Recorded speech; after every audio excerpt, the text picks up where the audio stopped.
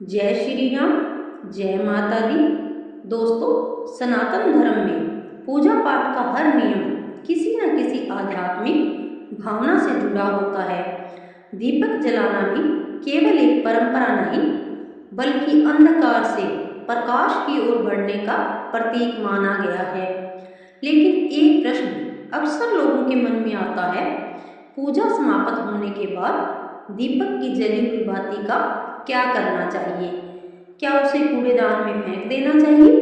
क्या उसे घर में रखना चाहिए या फिर किसी विशेष स्थान पर विसर्जित करना चाहिए? आज की इस कथा में हम शास्त्रों, धार्मिक मान्यताओं और परंपराओं के अनुसार इस विषय को विस्तार से समझेंगे। सबसे पहले यह जानना जरूरी है कि पूजा में जलाई गई बाती सामान्य कपास का टुकड़ा नहीं रहती।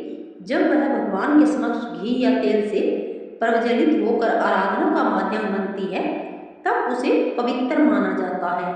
इसलिए उसका सम्मान करना भी उतना ही आवश्यक माना गया है। कई लोग पूजा के बाद जली हुई बाती को सीधे कूड़ेदान में फेंक देते हैं। धार्मिक मान्यताओं के अनुसार ऐसा करना उचित नहीं माना जाता है, क्योंकि वह भगवान की पूजा में उपयोग की गई पवित्र सामग्री होती है। यदि बाती पूरी तरह जल चुकी है और केवल राख बची है, तो उसे किसी स्वच्छ पौधे की जड़ में डाल सकते हैं। यदि आपके घर में तुलसी का पौधा है, तो श्रद्धापूर्वक उसकी जड़ में भी रख सकते हैं। यदि बाती पूरी तरह नहीं जली है और उसका भाग बचा है, तो उसे दोबारा पूजा में उपयोग नहीं करना चाहिए। उसे किसी साफ स्थान पर एकत्रित करके बाद में बहते जल में प्रवाहित किया जा सकता है या किसी पवित्र वृक्ष की जड़ में सम्मानपूर्वक रख सकते हैं। कुछ लोग दीपक में बचा हुआ तेल या घी भी इधर उधर फेंक देते हैं। ऐसा भी उचित नहीं माना जाता है। यदि थोड़ा घी या तेल बच गया हो, तो उसे अगले दीपक में उपयोग किया जा सकता है, बशर्ते वह स्वच्छ हो।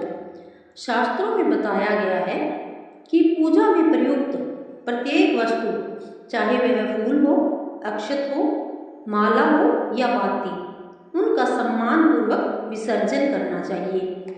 ध्यान रखें कि पूजा की वस्तुओं को कभी भी गंदे स्थान, नाले या कूड़ेदान में नहीं डालना चाहिए। इससे धार्मिक भावनाओं का अनादर माना जाता है। कई घरों में लोग जली हुई बाती को पीपल, बरगद या तुलसी के पास रख देते हैं। यह परंपरा भी लंबे समय से चली आ रही है और इसे शुभ माना जाता है। यदि आपके आसपास बहता हुआ स्वच्छ जल उपलब्ध हो, तो पूजा सामग्री के साथ बाती का भी श्रद्धा से विसर्जन किया जा सकता है। लेकिन पर्यावरण का भी ध्यान रखें। प्लास्टिक या अन्य अपशिष्ट जल में कभी ना डालें।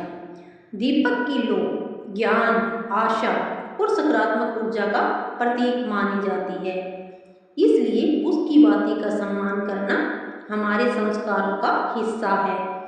यह भी कहा जाता है कि पूजा के बाद दीपक को समय शांत होने देना चाहिए। यदि किसी कारणवश दीपक बुझाना पड़े, तो उसे फूंक मारकर नहीं बुझाना चाहिए।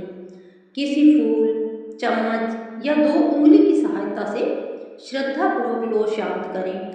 याद रखें, भगवान भाव के भूखे हैं।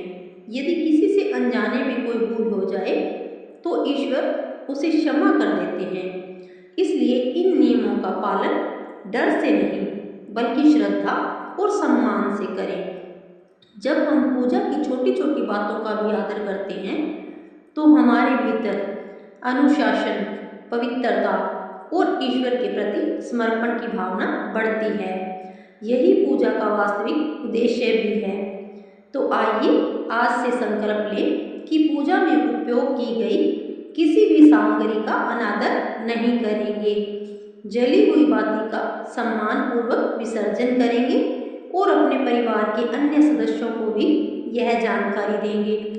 यदि आपको यह धार्मिक जानकारी पसंद आई हो, तो वीडियो को लाइक करें, अपने मित्रों और परिवार के साथ शेयर करें और ऐसे ही सनातन धर्म से जुड़े ज्ञानवर्धक वीडियो देखने के लिए हमारे चैनल को सब्सक्राइब करना न भूलें।